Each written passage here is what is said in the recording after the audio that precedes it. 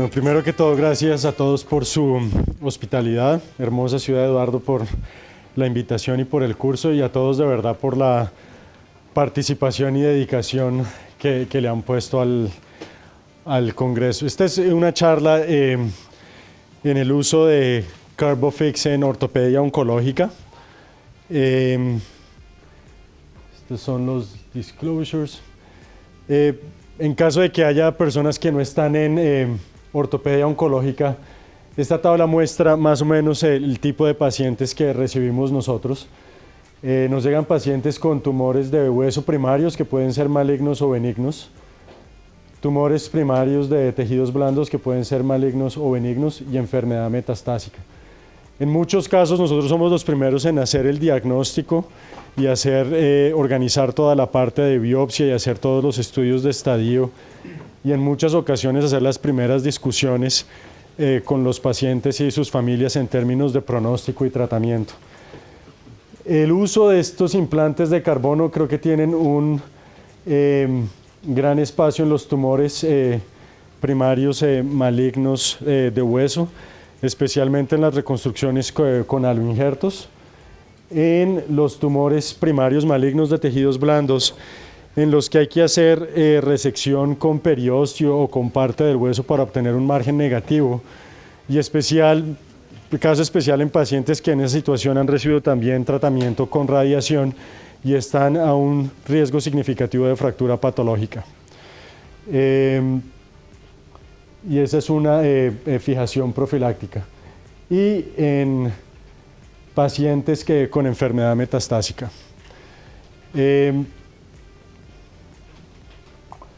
La evolución de los implantes en ortopedia empezó con la creación de implantes de acero inoxidable con un módulo de elasticidad no muy favorable cuando es comparado al hueso. Una progresión similar tomó lugar con titanio, y a pesar de que las propiedades fueron mejores con relación al módulo de elasticidad, hubo problemas con corrosión y reacción biológica de los tejidos frente al titanio. Y hoy hay una serie de materiales que son mezclas que pueden ser combinaciones de diferentes metales comparados contra el titanio, y otros materiales que son polímeros o resinas que tienen propiedades mucho más biológicas y buenas propiedades biomecánicas. Los problemas con el metal principalmente están listados aquí. El primero es la diferencia en el módulo de elasticidad de los implantes y el hueso, que en la práctica de ortopedia oncológica es un problema porque la calidad del hueso no es la mejor, y podemos tener fracturas de este tipo, fracturas periprotésicas, que también pueden pasar en pacientes con osteoporosis o en pacientes con enfermedad metabólica del hueso. La dificultad de que es radiopaco cuando hacemos evaluación con radiografías. Entonces este es un ejemplo de una paciente que tuvo una reconstrucción con un aloinjerto por un condrosarcoma de la pelvis, y pues evaluar cómo está consolidando ese aloinjerto con la cantidad de metal que ya que es virtualmente imposible. El artefacto que genera en la evaluación con tomografía axial computarizada y resonancias magnéticas genera situaciones como estas, en las que decirle al paciente tengo recurrencia o no es difícil hacerlo, o se puede detectar en forma muy tardía. Hay nuevas técnicas en términos de imágenes para esto, como tomografías axiales computarizadas con supresión metálica al igual que metal, y a pesar de que hay mejoría en la calidad de esas imágenes, pues no es la mejor. Y la otra dificultad o limitaciones del uso de metales, la liberación de iones y la corrosión y interacción entre tornillos y placas de titanio, especialmente entre diferentes tipos de metales. La fibra de carbono, la primera vez que, o pues cuando se empezó a usar, fue en bombillos, fue en 1860 más o menos. Y de esas fibras se pasó a un desarrollo en el que se mezcla el carbono con resinas para crear elementos que son buenos para reconstrucción. Entonces yo creo que todos están familiarizados con, por ejemplo, y los implantes para columna, para fijación en columna lumbar o en columna cervical. El implante de Carbofix es diseñado en diferentes fibras de carbono que van en diferentes direcciones. Primero van de forma longitudinal, luego van en forma oblicua en una dirección y luego la siguiente capa va en una dirección oblicua que va en 90 grados de intersección. Y eso lo que hace es permitir un mayor uso de la cantidad de carbono, con lo cual se logra un mejor módulo de elasticidad. Otra de las ventajas es la radiolucidez. Entonces este es un ejemplo de una de las placas en las que se puede visualizar mejor el área donde hubo cirugía. Una de mis primeras preguntas era por qué no hacen también los tornillos también de fibra de carbono, y realmente el proceso es bastante demandante y la habilidad para el tornillo de poder autoterrajarse y marcar la vía no es posible con esto, y pues los costos y la distancia entre las diferentes partes del tornillo limitan esa posibilidad. Otra ventaja, y que yo creo que es la más importante para ortopedia oncológica, es la habilidad de no producir ningún artefacto cuando se están utilizando tomografías axiales computarizadas o resonancias magnéticas. Entonces este es un caso en donde un paciente recibió un clavo intramedular y una recurrencia fue detectada en forma más temprana debido a esa ausencia del efecto artefacto. Y por último, tiene características biomecánicas que son superiores en términos de fatiga. Yo creo que es algo bastante importante en el paciente oncológico debido a la pobre calidad de hueso y el tiempo que toma la consolidación de fracturas patológicas, el tiempo que toma la consolidación de injertos en pacientes que están recibiendo tratamiento con quimioterapia. Entonces, una muy buena indicación. Esta es una gráfica que muestra cómo el módulo de elasticidad de estos componentes de carbono es mucho más cercano al módulo de elasticidad del hueso. Teóricamente esto hace que los pacientes toleren mejor los implantes y tengan menos dolor crónico por diferencia de los módulos de elasticidad. No es algo que yo haya visto y yo no tengo evidencia en los pacientes, y los que tengo no es una muestra suficiente, pero uno de los traumatólogos en Estados Unidos, Bruce Iran, que utiliza mucho de estos injertos, tiene escalas de comparación de dolor y función de dos cortes retrospectivas que él tiene, una de pacientes con implantes tradicionales e implantes de fibra de carbono. Incluso tiene 3 o 4 pacientes en los que a cada uno tenían necesidad de tener clavos bilaterales, y en un lado les puso de titanio y en el otro lado le puso de fibra de carbón. Y por lo que él dice, nota una diferencia, pero realmente el nivel de evidencia para eso no es del más alto nivel. La parte más importante, como estaba mencionando, es la diferencia en términos de la resistencia a la fatiga, y eso es clave en la reconstrucción de pacientes oncológicos. Tiene fortaleza en fuerzas de torsión lateral que es comparable con otros materiales, y esa habilidad de tener esa ausencia de metal, si se dieron cuenta la radióloga oncóloga En el momento en que estuvo más feliz de hablar acerca de los cirujanos fue cuando estaba hablando de los implantes de carbono. Y es porque el implante de carbono hace una diferencia sustancial en la planeación y en la dosis efectiva que el paciente recibe. Entonces, cuando uno tiene una placa metálica y llega la radiación, hay una parte de la radiación que sencillamente rebota y se va, y ellos tienen que, eso contamina tejidos adyacentes, y la placa también filtra parte de la radiación que le va a llegar al tumor. Entonces, cuando ellos están cuadrando toda su dosis total de radiación, tienen que descontar lo que rebota de la placa, descontar lo que se filtra en la placa, y finalmente lo que llega al tumor es menos de lo inicialmente planeado. Cuando se utilizan estos implantes de carbono, la radiación pasa totalmente y la tasa de filtración es muchísimo menor, es casi inexistente, y la cantidad que se refleja es también inexistente.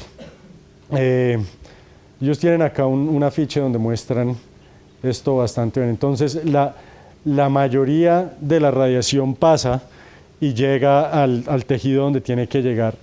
¿En qué le sirve eso al cirujano? En que a pesar de que las dosis son estándar para los pacientes, y estamos hablando de, en casos de sarcomas, 54 a 60 grays, y en pacientes con enfermedad metastásica de 10 a 30 grays, la dosis va a ser mucho más efectiva y eso en últimas nos va a beneficiar también como cirujanos. Puse unos ejemplos para presentar y discutir. Esta es una paciente que se presentó con una lesión esclerótica en el muslo, tenía 35 años cuando se presentó. La radiografía mostraba la lesión esclerótica, mostraba un poco de compromiso de la cortical, un poco de periostitis, especialmente en esta proyección anteroposterior. No muy preocupante, pero en la resonancia magnética un tejido de compromiso de tejidos blandos bastante extenso afectando la cortical. Esto en biopsia terminó siendo un osteosarcoma de superficie. La paciente recibió tratamiento con quimioterapia preoperatoria. Estas son otras de las imágenes. Y el doctor Hornicek le hizo una reconstrucción con un aloinjerto intercalar. Y la técnica que utilizan para facilitar y que los pacientes puedan caminar de forma inmediata es utilizar esta técnica que ellos le dicen posicionamiento de placas de 90 grados, o ellos le dicen 90-90. Pero entonces uno pone todos estos tornillos y todas estas placas y pues el seguimiento realmente se limita a las radiografías, porque con resonancia o con una tomografía axial no se ve mucho. La paciente iba muy bien. En el 2010 no tenía consolidación todavía por la rigidez de este modelo de reconstrucción. Finalmente, en el 2014 muestra consolidación y pues le iba muy bien, y en el 2017 vino diciendo que tenía dolor. Y en esta zona vemos que hay un poco de reabsorción del hueso en esta parte distal del tornillo. Y vemos acá una ruptura pequeña de la placa. Le hicimos un TAC y este es una de las tomografías que muestra la supresión con metal. Y puse estos cortes, pero realmente estos fueron como los únicos 3 cortes donde pude ver la fractura del aloinjerto. O sea, fue un proceso de casi 20 minutos de sentarse y mirar imagen por imagen para identificar qué parte del aloinjerto está afectado.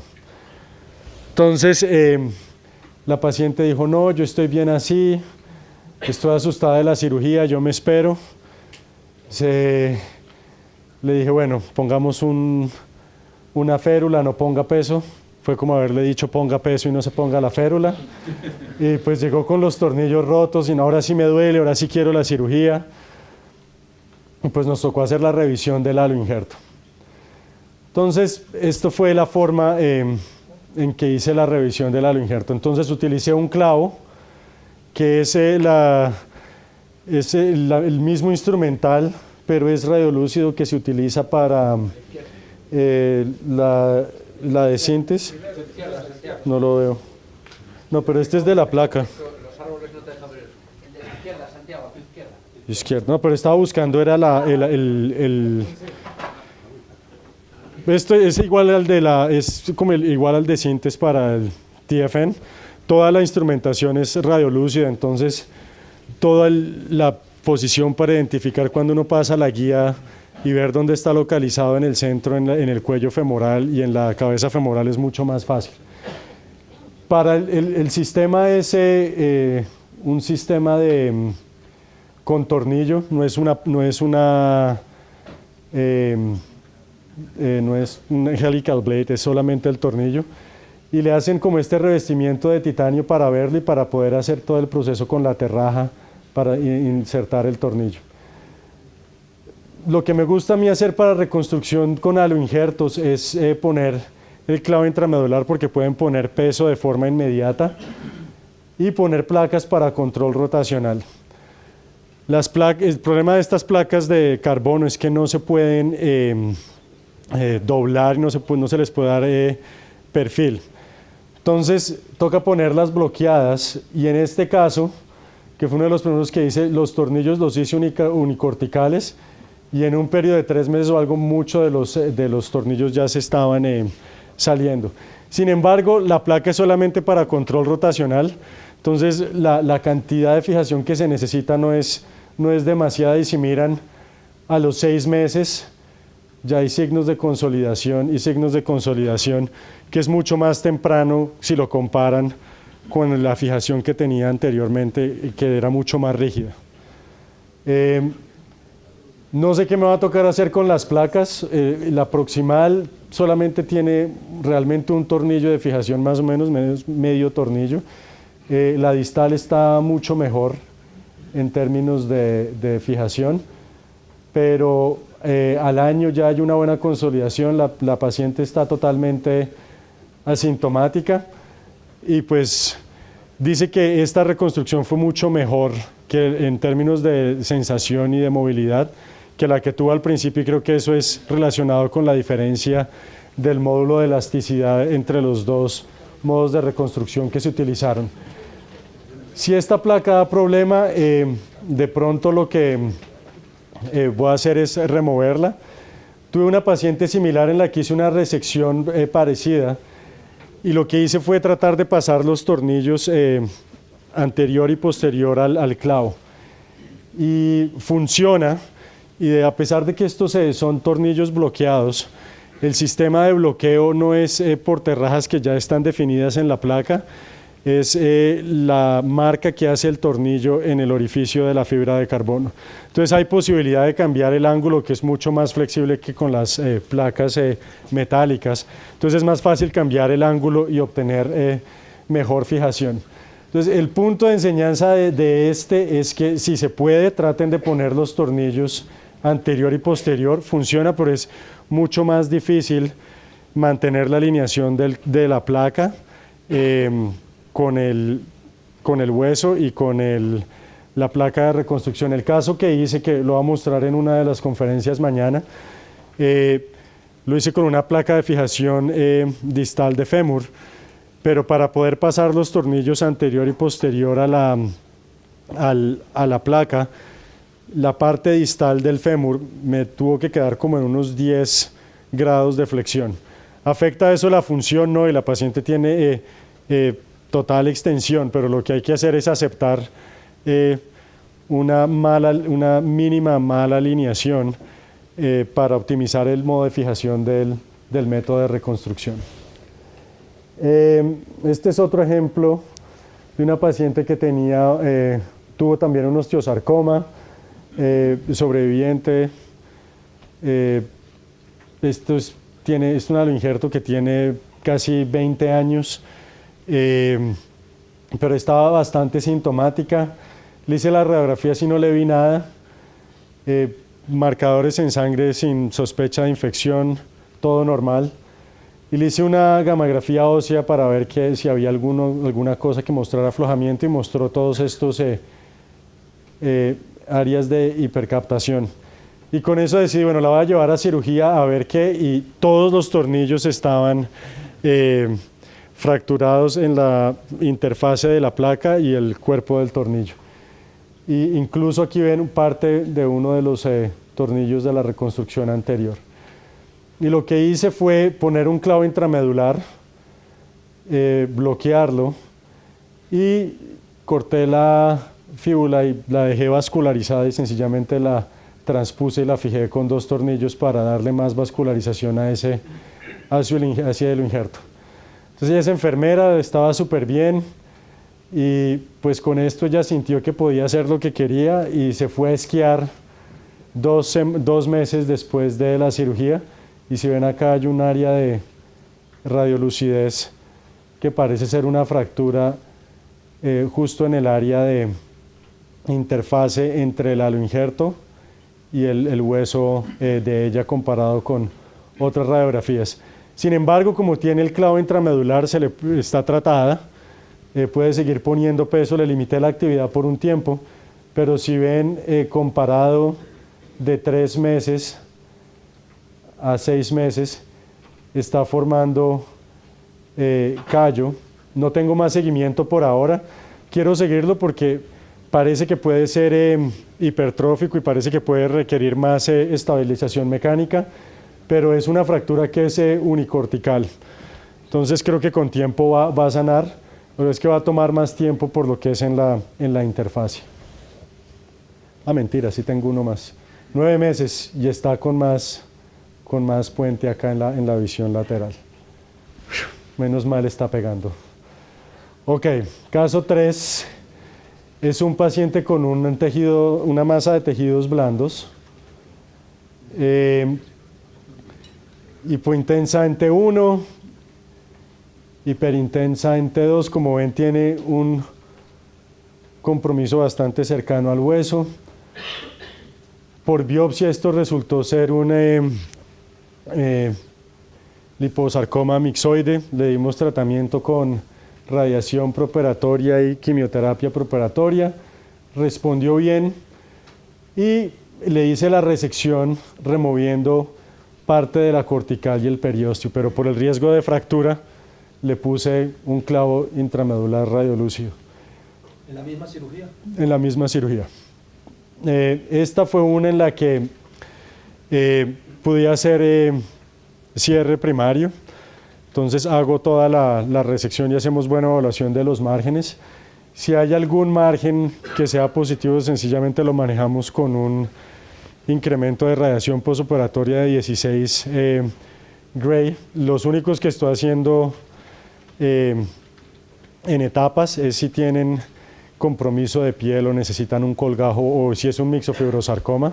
Ese siempre lo hago por etapas hasta que lleguen los márgenes negativos, si es que llegan algún día. Pero lo mejor es esto en el seguimiento. O sea, ven el efecto de artefacto de los tornillos que están fuera del campo, pero aquí está el lecho quirúrgico y el lecho tumoral. Ahí está el clavo y ven perfectamente todo con el contraste cómo se ve todo. Entonces el seguimiento de esto es muchísimo más fácil.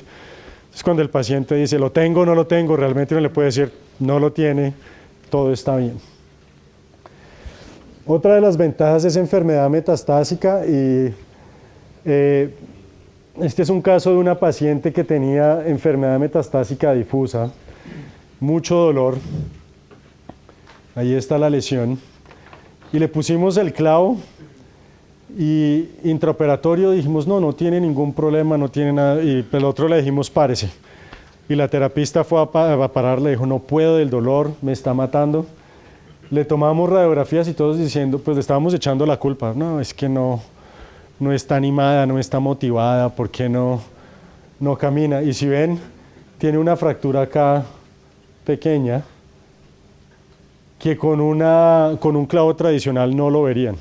Entonces, esto facilitó pues decirle a la paciente, no, lo que pasa es que durante la inserción del implante tuvo una fractura, se le va a pasar el dolor, pero para comodidad la vamos a dejar usar muletas, el caminador, le vamos a incrementar el uso de medicina para el dolor, y es mucho más fácil seguir el proceso de consolidación de la fractura. Y es mucho más fácil